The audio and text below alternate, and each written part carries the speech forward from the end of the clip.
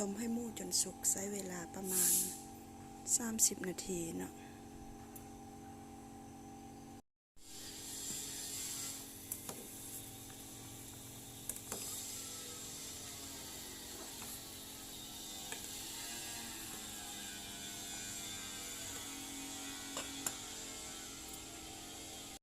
นี่ส้มผักกาดจะใส่หมูตุ๋นของเราเตรียมปะไว้ระหว่างที่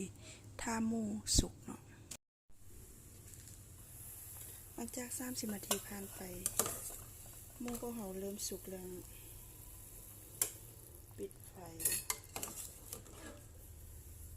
ตักก็น้ำซุปเขาจะไว้เนาะขั้นตอนต่อไป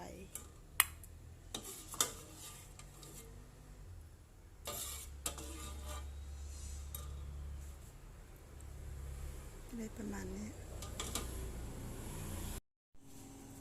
หลังจากที่เอาออกจากหม้อเขาจะใส่ซ่อมจิ้มน้ำหมูเลย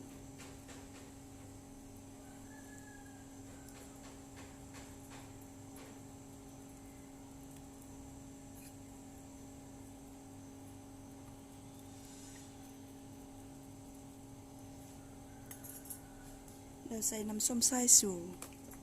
ลาดนั่งหมูตัวนี้จะขั้นตอนนี้จะเฮ็ดคือกับหมูกรอบเลยเนาะทาให้ทั่ว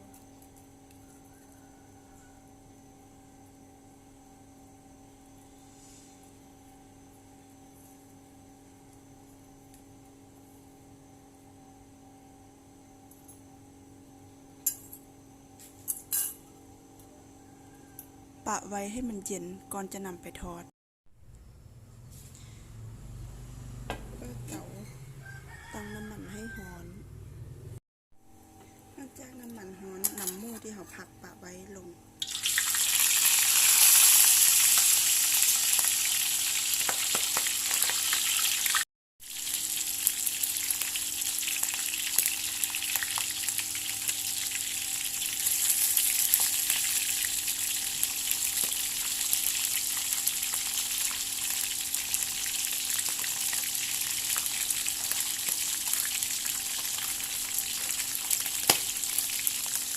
กลิ่นจนให้มันกรอบ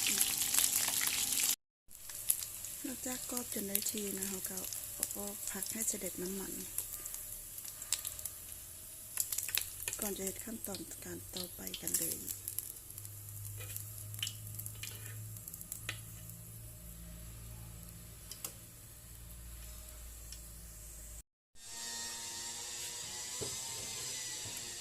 ใส่น้ำมันที่เหลือจากการทอดหมูเมื่อกี้นะในการผัดส้มผักกาดเผา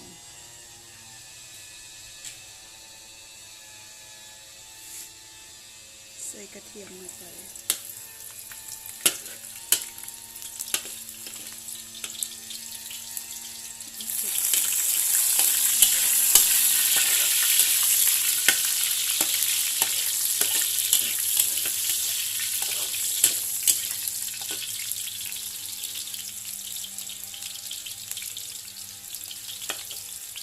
ใส่ไฟอ่อนๆเพื่อให้กระเทียมของเรานุ่ม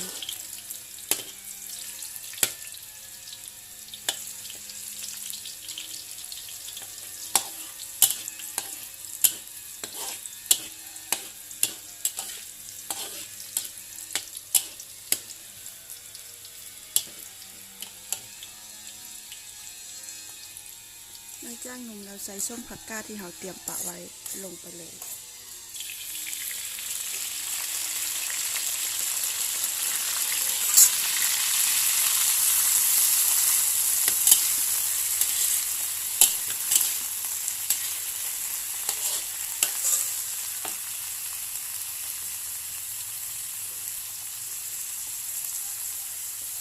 เติมซีอิ๊ว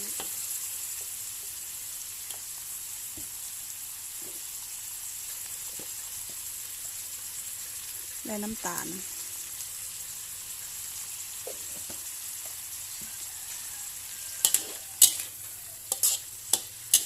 ผัดจนให้ทุกอย่างเข้ากันดี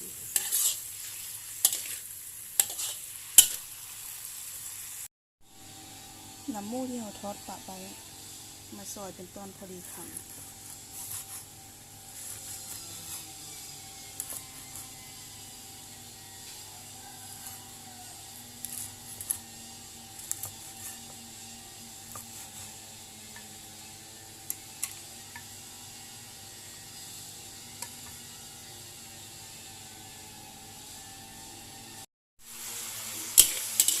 หลังจากผัดทุกอย่างเข้าทีแล้ว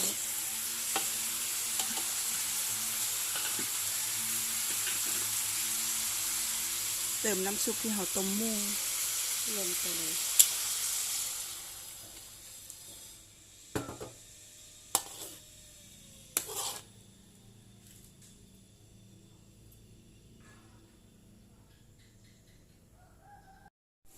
หลังจากที่เติมน้ำซุปลงไปใช้เวลาต้มผักกาดดองประมาณ10 นาทีเพื่อให้มันเข้าทีหลังจาก10 นาทีผ่านไปส้มผักเขาเข้าทีแล้วเติมหมู3 ชั้นที่เราทอดไว้ลงไปเลย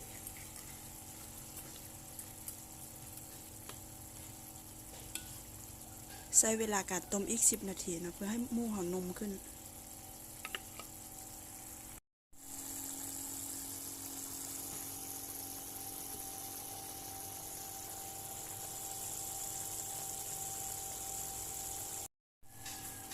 หลังจาก10 นาทีผ่านไปหมูเขานุ่มได้ทีแล้วนะปิดไฟเตรียมจัดใส่ถ้วยเลย